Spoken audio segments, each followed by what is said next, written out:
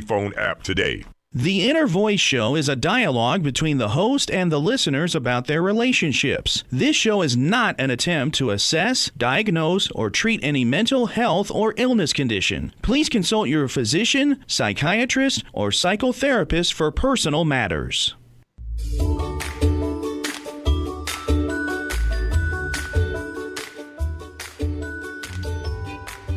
Inner Voice, a heartfelt chat with Dr. Foojan. Hello, everyone. Welcome to the Inner Voice Show. I'm Dr. Foojan Zeine and have Sean in studio. This is a show about what matters most in our life, our mind, our thoughts, feelings, actions, relationships, and our fulfillment in this beautiful journey of life. So at this show, I'll bring you the latest research about how kindness is important in romantic relationships and in workplace. Then I'll speak to Robyn Spizman, who is an author of Loving Out Loud. She's an award-winning New York Times best-selling author and a popular keynote speaker who has appeared in the media for over 3 decades, including NBC's Today Show and more than 30 times. You can also call us on the studio line if you wanted to talk to me or Robyn, 951-922-3532, 951-922-3532. Now be sure to listen to my podcast on iTunes or Stitcher and share it with your friends. Give me comments. Go to my website, foojan.com, and send me an email. Let me know what you like, what you don't like, what you want to hear more, so that we can be in contact and I'll bring you the best that you want. We'll be right back with the tip of the week.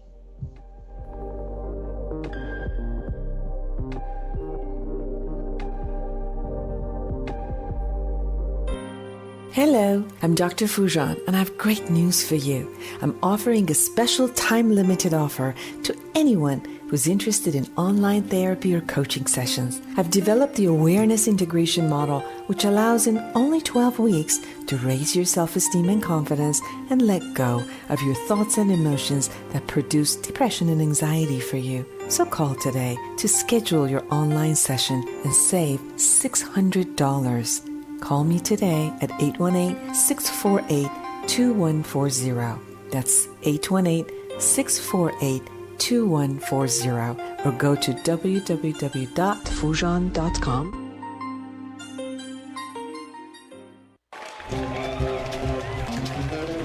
So here is the tip of the week. I was in New York this past weekend. I was there from Thursday to Sunday. I was attending a meditation retreat in Peace Village in Albany, New York, by America Meditating Radio and the Brahma Kumaris group. Now, which I was a guest also at the radio show with Sister Jenna last year, and I've had Sister Jenna on my show a couple of times, and she is an amazing woman, powerhouse, truly a powerhouse, a kind, loving human being.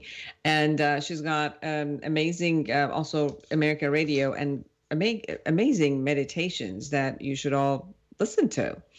I also joined them last October in India. And if you listen to the show, I brought also a lot of people who were there in India on my show, and just got very inspired by the amount of love that's there.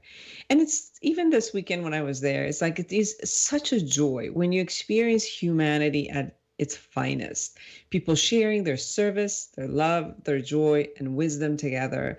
They're collaborating, they're happy for each other, cheering for each other's greatness, vision, and goals, like a true healthy family and a loving family that although you're not blood related, but you truly want the best for everyone who's there.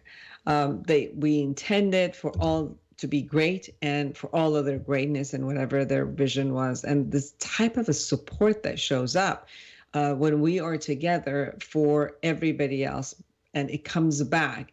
And that kind of the beauty of being in the space reminds you of our essence and how the only way that we as species have lasted this long and have created so much has been through love and collaboration and service toward each other and other beings. So today, I want to tell you something that I heard past couple of days and wanted to share it with you because I think it was beautiful. It says, as is my awareness, so is my attitude. As is my attitude, so is my vision. As is my vision, so is my action. And as is my action, so is the world.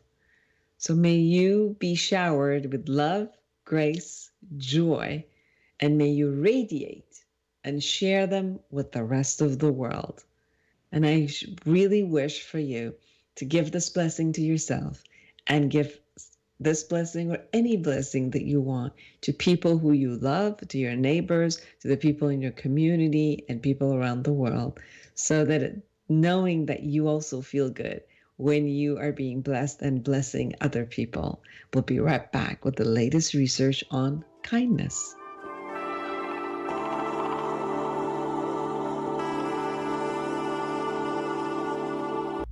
Join the conversation every Monday afternoon at 3 p.m. Pacific for Inner Voice Heartfelt Chat with Dr. Foojan. Dr. Foojan is a radio and TV host, international speaker, psychotherapist, life coach, and the author of Life Reset, The Awareness Path to Create the Life You Want. She brings you the latest research and interviews with experts in the field of cognitive sciences. Anyone who loves to grow and create growth for humanity gets a voice on this call-in show. Inner Voice Heartfelt Chat with Dr. Foojan. Monday afternoons at 3 p.m. Pacific on Smart Talk KMET 1490 AM and on KMET1490AM.com.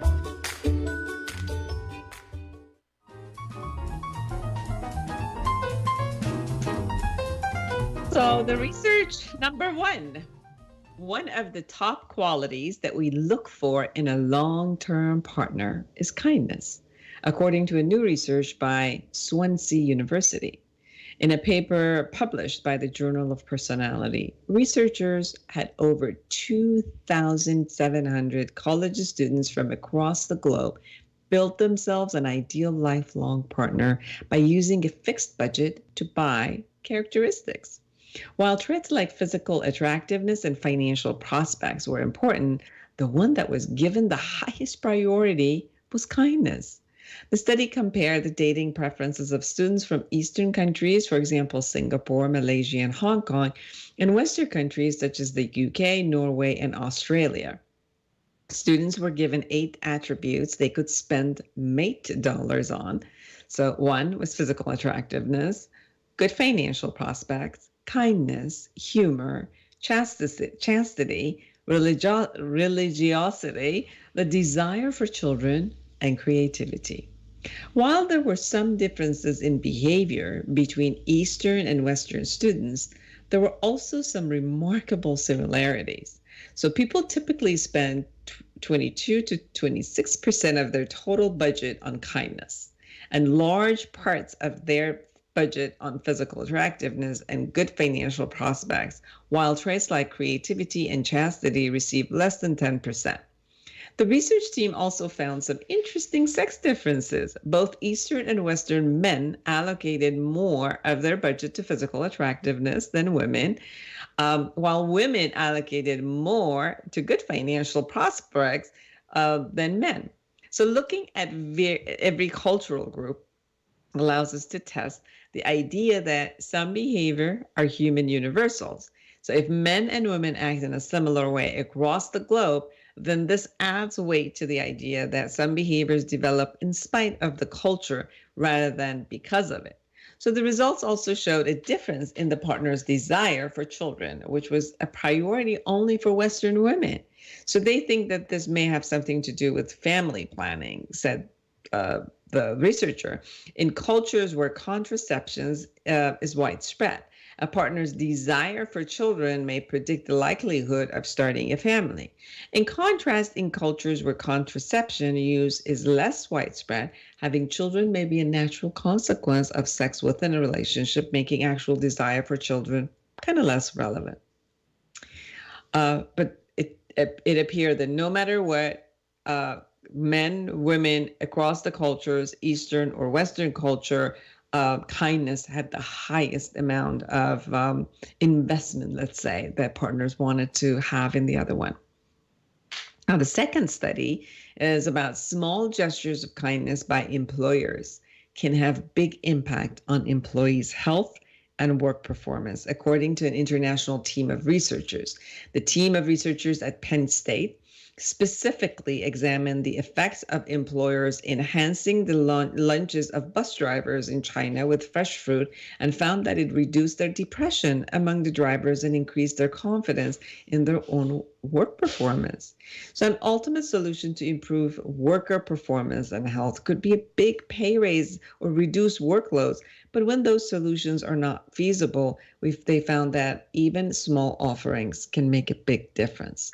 So according to the researchers, bus drivers are vulnerable to specific health problems, due in large part to their stressful work environment, which often includes irregular shifts, different types of schedules, unpredictable traffic conditions, random meal times, in addition to the nature of driving and the continuous whole body vibration, which contributes to fatigue and musculoskeletal problems such as lower back pain and cardiovascular disease and gastrointestinal issues. So researchers conducted an experiment with 86 Shenzhen bus drivers. During the experiment on duty, bus drivers were given, in addition to their special typical box lunches, which include no fruit, a serving of fresh fruit, either an apple or a banana, for 3 weeks. And the cost was 73 cents per meal. The team distributed surveys to the bus drivers at 3 times intervals, 1 week before the experiment began, once in the middle of the 3 weeks, and a long experiment, and 1 week following the end of the experiment. So the researchers assessed depressions with personal health questionnaires that's recommended. And the scale persisted of eight items, asking the participants to rate themselves. For example, how often during the past 2 weeks they felt down or depressed or hopeless, and the troubling, kind of like falling asleep. So bus drivers reported significantly decreased depression levels 1 week after the experiment ended compared to 1 week before it began. The team also measured self-efficacy, perceived as confidence and ability to implement the necessary actions and tasks so as to achieve specific goals, and found that self-efficacy was significantly higher in the middle of the experiment week than in the week after experiment ended. So they concluded that while eating an extra apple at lunchtime may seem very trivial, its impact can be large. And this research suggests that employees can be sensitive to any improvement at the workplace before an ultimate solution is possible. One small steps can make a difference, one apple at a time. So it's interesting that act of kindness. So knowing that what they're giving is an act of kindness or something that is being given to them, alleviated and released, kind of decrease their depression. And we've seen this across all types of relationship, that no matter the people's tolerance for each other, sense of entitlement, anger, all of that, comes down, tolerance gets higher when there is an intention of kindness and the receiver also receives that as a kindness concept. So we see that across the board. And it's best that we have our guest today. Robyn Spizman is an author of Loving Out Loud. So she's going to tell us about how to love out loud and the kindness that can be out there and the effect that it has in this wonderful, wonderful book, Loving Out Loud.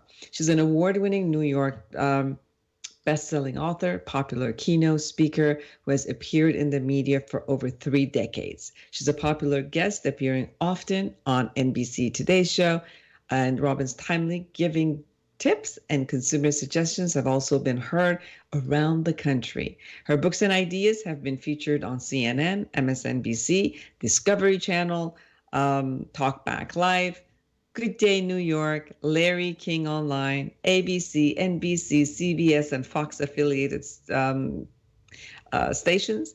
And she's also featured extensively in print media, including New York Times, USA Today, USA Weekend, Women's Day, Ladies Home Journal, Family Circle, Red Book, Cosmopolitan, Parents Magazine, Better Home and Gardens, and many, many other media outlets. So don't go anywhere. This is going to be an amazing interview. I'd love to have this dialogue with Robyn Spizman, the author of Loving Out Loud. We'll be right back.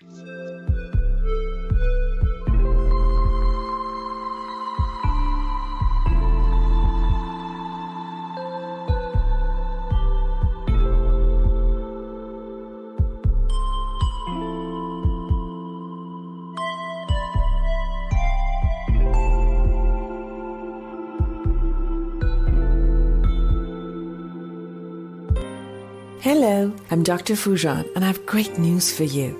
I'm offering a special time-limited offer to anyone who's interested in online therapy or coaching sessions. I've developed the awareness integration model, which allows in only 12 weeks to raise your self-esteem and confidence and let go of your thoughts and emotions that produce depression and anxiety for you. So call today to schedule your online session and save $600. Call me today at 818-648-2140. That's 818-648-2140, or go to www.foojan.com. Have you ever wished you could just wake up one day, reach across your nightstand, and hit the life reset button? Let's face it, the struggles and frustrations of everyday life leave millions of women and men around the globe yearning for a new way. And the new way is right here in Life Reset, the awareness integration path to create the life you want, by Dr. Foojan Zeine. You can get it now at Foojan.com or Amazon.com. Life Reset, the awareness integration path to create the life you want. You deserve it.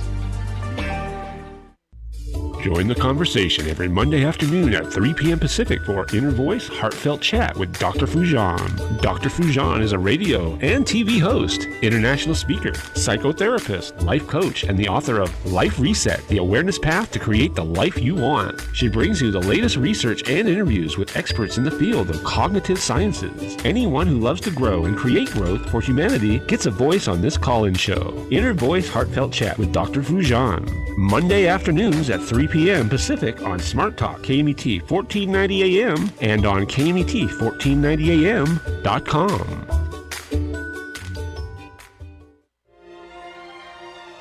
Where troubles melt like lemon drops away above the chimney tops, that's where you'll find me. Somewhere over the rainbow, bluebirds fly. Wow, that is an angelic voice. Sean, who is that? That is Miss Christine Andreas. Wow. Thank you. Thank you for sharing that with us. So welcome back, everyone, to Inner Voice. And I'm Dr. Foojan Zeine, and I am with Robyn Spizman. She's the author of Loving Out Loud. Welcome to my show, Robyn. Thank you so much for having me. Oh, of course. I love the title of your book. I love your book. And as I said, this past week, I've just been kind of like showered with human kindness and love. So this sweetness is just all over. And Robyn, what got you to write this book? Well, there were two incredibly profound reasons. One was grief. I had just lost both of my parents, and I adored them. They were just very, very special. And I was raised with a lot of love. And so I understood that what was going to matter was that I would take some of that love I received and through grief pour it back into others. And the other reason that I wrote Loving Out Loud was because of love. Mm-hmm. Grief wrote this book, and so did love. I married a very kind, wonderful man of a few words. We've been married now 7 years, and my first Valentine's Day, he asked me, what did I want for my gift? And I said, thought about it, and I thought, it was a hard time because I had just lost mom and dad. And I said, how about every morning you just say something kind to start my day off with a little bit of love? And he said, well, what about good morning, beautiful? Mm-hmm. And so I said, that's great. And he started, and then Post-it notes popped up by the cereal bowl and the coffee cup. And even if it was 4:00 in the afternoon, he would text me, good morning, beautiful. And so my husband of a few words started loving me out loud. Wow. And the one thing I said at my parents' eulogy, my mom's, I said, if Phyllis and Jack Friedman loved you, you were loved out loud. Mm-hmm. And I started realizing how important that was, what it really meant for us to hear this type of affirming, positive feedback about what we do right in life. And this book wrote me. I said, the world did not need another book from Robyn Spizman, but this book just simply wrote me.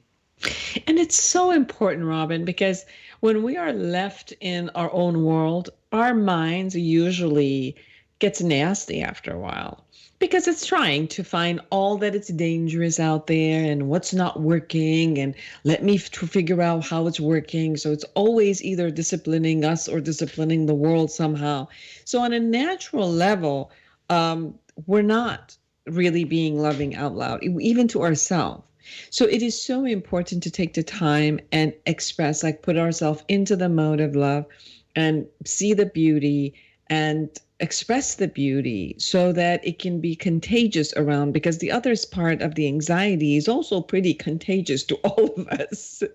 That's correct. In fact, one of the things that this book really does, Loving Out Loud, breaks down how to love. I mean, we would think that we'd learn that somewhere along the way, but not everyone has been raised by very loving parents and family. And I think we all face difficult relationships or challenges in our lives. And what started to really happen for me was when I wake up in the morning, I'll look in the mirror, and instead of saying, Robyn, you look exhausted, you're tired, I look in the mirror and I go, you've got this, like you can do it. Go back in there and just give it another shot. Today's a new day. And I think about the way I want the day to go. I think about also making a shift from that to-do list, which is plagued with all the errands, to a to-love list. And Yes. I really remain conscious of what matters most in my life. You also talk about in your chapter, master the art of appreciation. And I think it is so important that we appreciate internally and externally, because we all tend to take things for granted. When we're giving something, even love, even if we're given something consistently, somehow we become used to it. And then somehow we bring the value down, and then we only now miss it if it's taken away from us. Now that you get all of these posted and everything, and then suddenly, if for some reason your husband might not give it to you, then suddenly it's like, oh, where is it? So the loss many times reminds us of the value that an expression or an act of kindness or a way of being for someone was in our life. But it's so beautiful to master the art of appreciation, as you say, that we don't wait for the loss, but we create that appreciation every day. Share with us about this concept. Well, it's very important because so many people think that I'm talking perhaps about being an extrovert, or no, it's not about just emoting. What I'm talking about here is first the art of paying a compliment. If you break it down to noticing what someone is doing and show a little attention and appreciation for it in a specific manner, we know from behavioral psychology, as you well know, as a therapist, that when we notice what someone is doing right, they're more likely to do it, but then they also know what they are doing that might please you or ultimately will make them feel good because you notice. So I call it paying little attentions instead of just giving a compliment, false flattery. It's none of that. It's not Pollyanna. It's not rose-colored glasses. Loving out loud is a way to live life where you and I connect about something that matters to you. I'm more interested in you than I am interesting. I don't insert myself in every conversation. And I start to let a relationship flow from really what is inside my heart. And I notice it, and you actually believe it, and you achieve more as a result, because I am watching what you are doing right. It's an amazing concept, and it is probably, out of everything I've ever been involved in, one of the most powerful ways to shift your relationships to create deeper bonds. I totally agree with you, because I also think that life becomes very limited when the only thing that we're interested in is us. And we can only learn from others. This is how we learn. We learn from our parents. We learn from our teachers. We learn from our peers. This is how we learn and grow. So when you say be interested toward others, it just expands who we are. Not only that we are looking at them and giving them something, which is the art of listening and our heart, but also we're gaining something. Sometimes, as you say, people think that if I'm just talking about me, now I'm gaining something. Versus when you're actually listening to someone and are interested, truly interested in them, that's where the learning shows up. And one of the things that I've noticed with the couples who I see, Robyn, a lot of it is about, as long as someone is interested in their partner, their love grows and they have an amazing relationship and their conflict resolution is smooth. And the minute they lose interest, as that voice in their head, I know what the other person is going to say. I know who they are already. I know. And they fixate them the way they are and no longer that interested, like every word that comes out of their mouth, like I want to know, their relationship goes down. I'm glued to your words. You are phenomenal. You've expressed exactly what you see behind closed doors. And so the first 9 books that I wrote were with a psychologist and an educational consultant, and I learned so much about basically what it means to have the benefit of your wisdom. And so what I'm so excited about with Loving Out Loud is clinically, you understand the dynamic of human behavior. It's first of all, in its simplest form, it's I care about you. I'm interested in what matters to you. And I give you the gift of listening. I open up myself and say, share with me what you're thinking. And let me just not have a knee-jerk response. Let me not just snap my finger and think you're going to love me out loud. See, this is a journey. Loving out loud becomes a way to move through life in a more thoughtful, gentler way, instead of rushing everyone and being in a hurry and literally not making contact with anyone and not learning their names, sending little emoticons all day long, because you can't put an emoticon in a treasure chest and register it in your heart and then replay it to your mind. So Loving Out Loud is moving from emoticons to thoughtfully emoting. And it's a really simple concept. And so everyone listening right now, if you do one thing today, it would really be to think who's on your to love list, and then not have regret that you really didn't, when they walk in the door, did you jump up and welcome them because you haven't seen your partner all day? And it's not just love in the romantic sense of the word. Do you tell your grandchildren? And for example, I'll give you a cute little story. There's a chapter on raising kinder children. And so my games are be a kinder finder, I spy kindness, I spy kind people. But when my daughter Allie was 3 years old, I appointed her to be CEO of the Thank You Company, a pretend family company. I read that. I love that. Her job was to point out all the kind people. She's now in her 30s, and she's just one of the sweetest, kindest people you could ever know. But she noticed even as a little girl what it meant to help someone. And she'd hire all these kind people along the way. And then she also noticed who wasn't so kind, or who wasn't very helpful, or their voice was not comforting. And along the way, that's something every adult can do with the children. And my grandchildren, they really understand what it means when you meet someone to say, nice to meet you. And my little granddaughter said, Roro, will I get a toy? No, Danny, who's 7. Roro, will I get candy? No, Bella, who's 5. You will get a thumbs up. In fact, if you say nice to meet you when we're out at the concert, I'm going to give you 2 thumbs up. And do you know that they are the best greeters you could ever imagine? No toy, no candy. What a concept.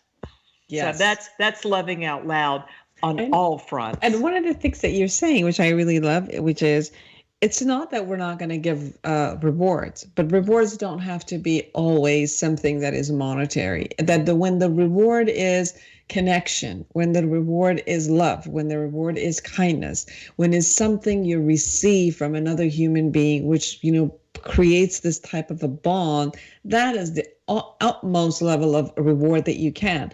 So if we're taking away the focus from the human being's reward system only to be financial or monetary or a tangible concept to the most meaningful one, which is what really matters. And why do we say that? Is because most people, when they're dying, when you ask them, what is it that you wanted from your life, or what is it that you miss? All they ever missed was connection with people. They never missed, the $1 million that just wasn't there.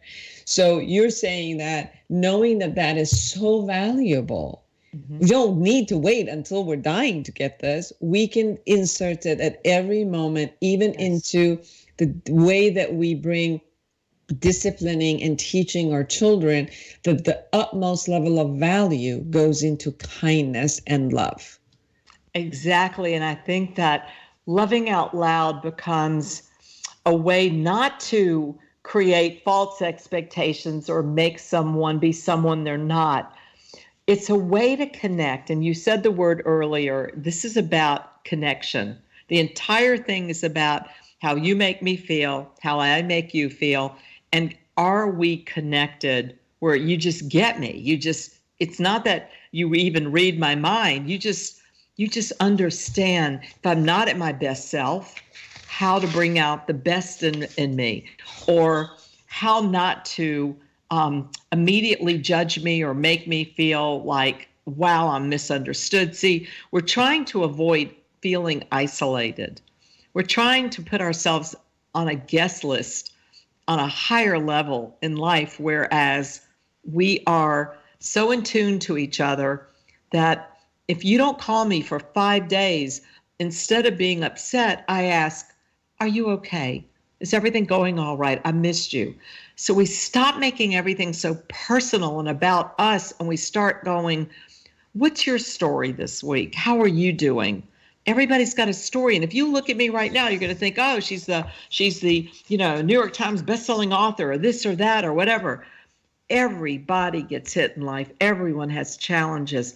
Everybody has something going on.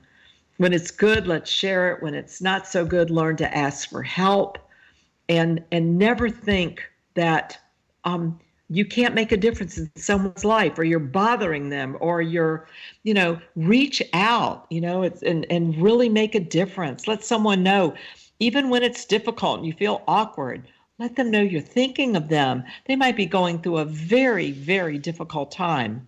So I just encourage everyone, try not to think about yourself so much, and make some room, some mental real estate for others, even people you don't know.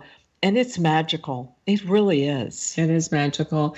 One of the things that I'm also hearing from you, and you said it a couple of times, which is when you say living out loud, and I'm hearing that you're not just saying, okay, talk. You're also saying very, very deep listening. And I had this experience this past weekend, where I was in the retreat. And the concept of the intentionality of the retreat was deep listening. So as we were around, and a couple of the actual conversations, by chance, I was part of the group that was kind of like facilitating it. And it was interesting to me, Robyn, that although we started with very, very, let's say, surface conversations of sharing, just by the context of deep listening that everyone had intended, that I will just deeply listen to you, the conversations became so deep, so fast, and people were sharing about their utmost level of experiences. And I won't even call it secrets, because it wasn't about secrets. It was about things that we hold dear to our heart. Some of them we might feel great about. Some of them we might feel shame about. Some of them we're afraid of people judging us. And this type of free-flowing sharing and releasing, and it wasn't at all even trauma sharing, Robyn. It was like maybe sharing the pain that I had, and then from there going into their resilience and how they came out and what they learned about it. And at the end of the 3-4 days, we all were saying, wow, what what an amazing type of connection, and what brought it. And to be honest with you, it was the intentionality that was set from the beginning for people really to deeply listen to each other. And the minute that type of safety showed up with the kind of listening that you're also alluding you and talking, listening from love, listening from interest, the world opens up to you and gives so much and so much safety back. And we all need connection. We all need to feel safe in a world that the minute you turn on news, you feel unsafe and you feel scared. And that's the only way we could feel safe is, with this type of a connection that we have with each other. And don't you just meet someone? Tell me that maybe you've met someone brand new, you did not know them, and you instantly felt that connection. Like, I would love to get to know this person. But the problem now is with adults is that so often we forget how simple it is to make a new friend. So in the book, the chapter on friendship, it has to do with, I moved into a new neighborhood and there was a friend from way back. We hadn't talked in years. And I said, I feel a little nervous, so I come to like everyone else and I want to reach out to her, but gosh, I don't want to be rejected, but okay, fine. I'm loving out loud. So I really put that hat on and I said, you know what? I would love to get to know you. We're going to be neighbors. And what would that look like for you? Would you like to go to lunch? And she said the most amazing thing. She said, I am open to a warm and loving friendship. Nothing would give me greater pleasure than to go to lunch. She set the boundary. This is the way we're going to roll. We're going to be warm and loving. We're going to be kind-hearted. She has been there every single day. It is absolutely incredible. And texting me and checking on me and do I need any help moving? And here's someone that, you have to take a risk. And I think that's the other part of this. You can stay stuck. Feel free. That's your choice. Or you can open up a little bit at a time. I don't want my readers to get overwhelmed. I want them to realize I take you by the hand from page to page, chapter to chapter, whether you're a grandparent, a sister, whether you're a friend, whether you're a significant other, whether you're a teacher, whoever you are. Here's how it works. Here are the best ideas that anyone has ever shared with me. Therapists from around the world, individuals who have done things that were honest to God, moved mountains. It was so amazing, the little kindness they showed that created a ripple effect. So this book does not assume it's going to be overnight or done in a day, but it does say, watch the way you impact others. And the way that you might not even hear how negative you are. Or is it only doom and gloom and that's what you repeat? Or the weather, it's terrible, it's awful, run. Or are you a source of calm? Are you someone that can approach a situation and, feel your way through it a little bit sensitively? It's about just slowing down and stop hurrying and stop worrying and try to just bring the best of you with the rest of us, the best of us with the rest of us. Yes, this is the title of your introduction, which is really sweet. Also, Robyn, talk about kindness at work, because I know work environment is one of those things that you show up between 8 to 10 hours every day with a group, whether they are your coworkers, your customers, your bosses, colleagues. And there's a lot of competition there. There's sometimes kindness appears to be strategy versus the true kindness that you have. So let's talk about how can you bring the truth of yourself out and not have the fear that you're going to be used or abused or taken for granted, or if you did a kind act that might be, looked upon as something else. Okay. So here's the thing. There are a lot of problems a book cannot solve. That's why we have therapists, and I have such respect for what you do. But this book talks about making a loving. Most of us understand making a living. We have to pay the bills. We have to do a lot of things. We really show up. Not everyone loves their job, loves their boss. We're in environments that might be challenging. But I think what I love most is that once I started realizing how to make a loving, that I realized I could bring myself to work.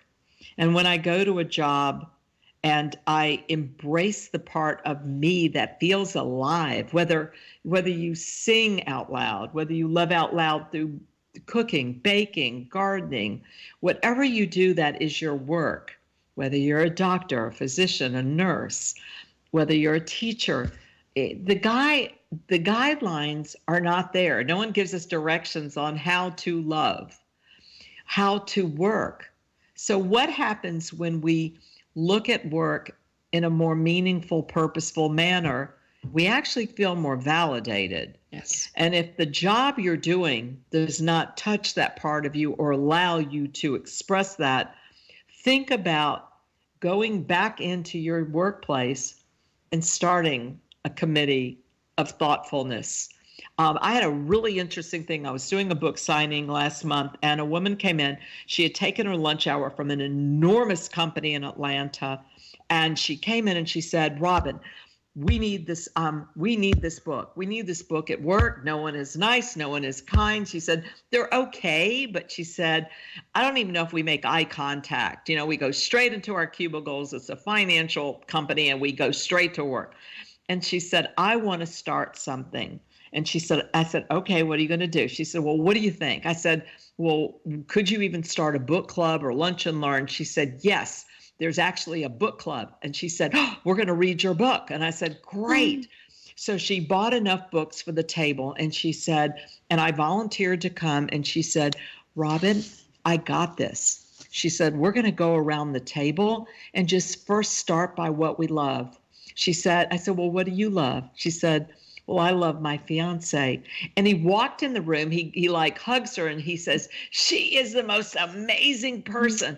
I'm crazy about this woman." I go, "Whoa, this is like loving out loud on steroids." And I'm like, wow. And so it was very special. But she said she's going to go back in. She was very few women in the workplace, and it had nothing to do with the men. She said they're just all financial geniuses. And I said, "Great.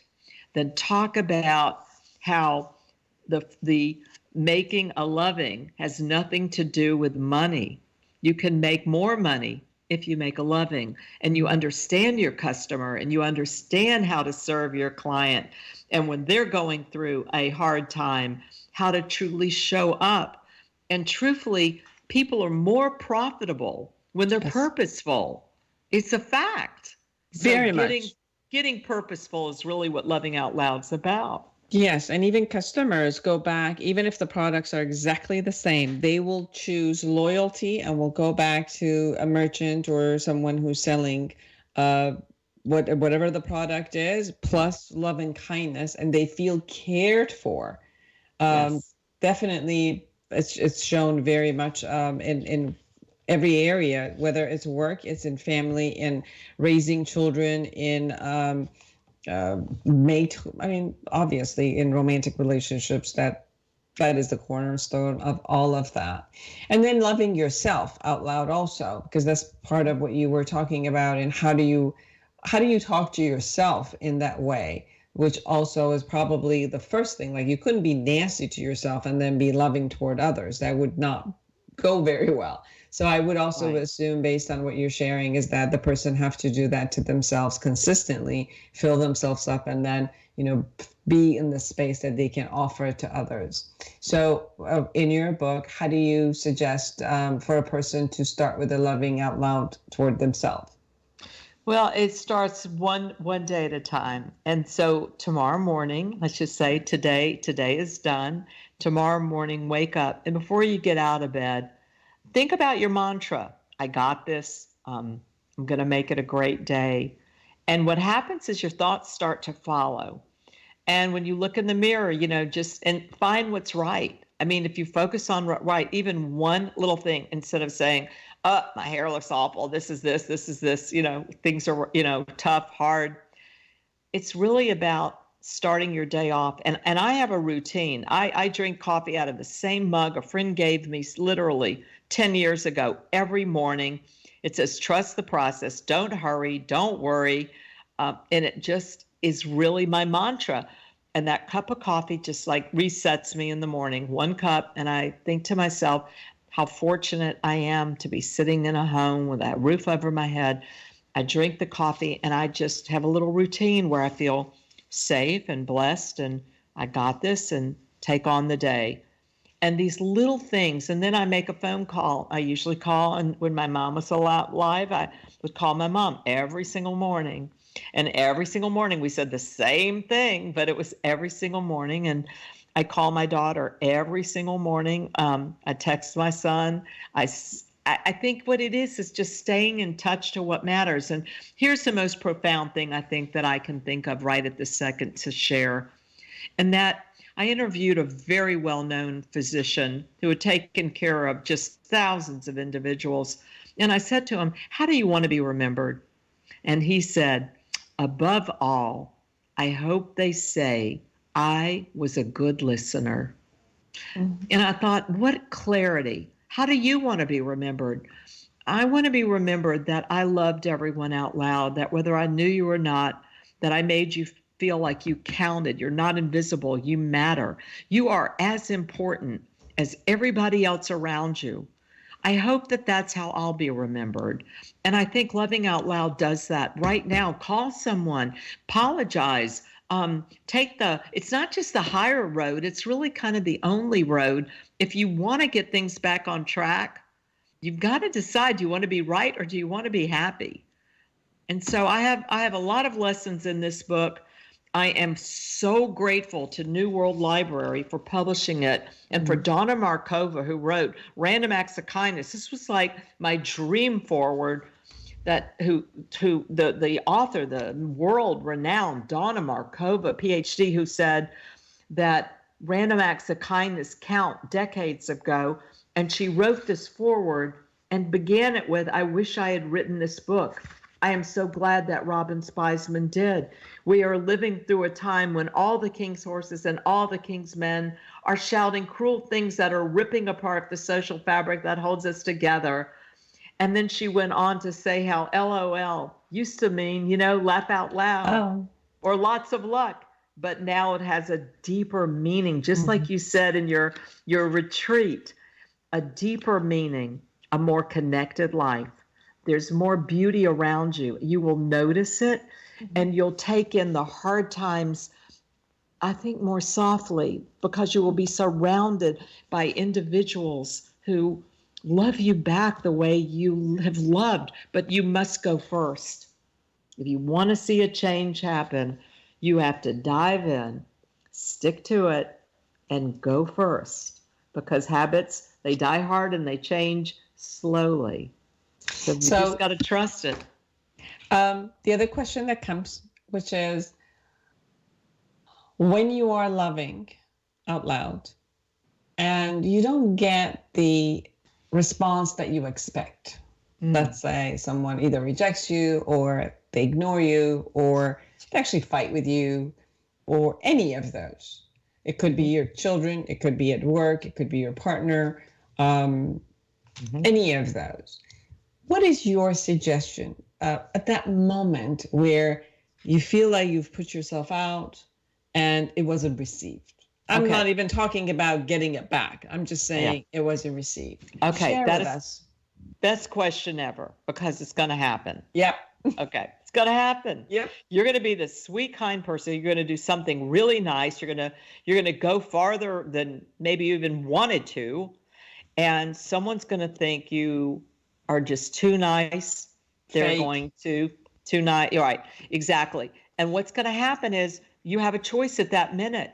Are you going to let them define you? First of all, are they going to define you and you're going to get completely in your head over, why did I do that? I was so nice. They didn't even deserve it. But okay. So the bottom line is you really have to stay strong to a commitment if you're going to love out loud, because people are not going to just jump on the bandwagon and, vote for you and appreciate you and love you and cherish you and treasure you. It will take time to build that trust.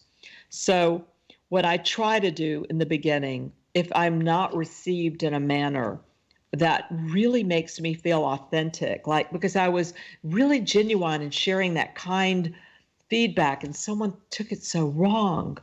So I think the key is stick with it. What I'm learning to do is just be yourself and the rest will follow. Be yourself and recognize maybe the way you said it actually, you might want to pay it a little more attention to your tone of voice, your body language. Is it possible you were actually misunderstood and there was a kinder way to say something or do something? So I try to go inward and I have to say, wow, how will they hear me better? Okay, maybe if I'm not racing, rushing, speaking, 1,000 miles an hour. So then I try maybe next time I say something, slow down a little. I might say good morning first. I might say hello. I might call them by name and say, how's everything going for you today? And then begin, may I have the gift of listening? Could I share some thoughts? Last time we spoke, gosh, I must have said something that upset you because my intention was to thank you for the great job you did. And you said you didn't want to be thanked. It wasn't necessary. And I'm like, gosh, I hope I didn't offend you, but I'm just grateful to have your support. So I think what happens is we have to understand no matter what our intentions are, we might not be heard always in the manner in which we'd like. So this is a journey. Loving out loud is not a snap to it overnight success. It's not going to just happen instantly. But if you start recognizing how you affect people, how do you affect your own thoughts? Do you have to listen to, someone complaining all day? Or are you really working on making the shift? Yes. So everyone who's listening or watching us, please go to Amazon.com or go to RobynSpizman.com, RobynSpizman.com, and get the book, get Loving Out Loud, read it, and just begin loving out loud. Thank you so much, Robyn, for being on the show. You are a gift to radio. Thank you. Thank you. You're awesome. It was a pleasure to have you. And for everyone who's out there, create an amazing life and world for yourself and everyone around you. And until next week, bye-bye.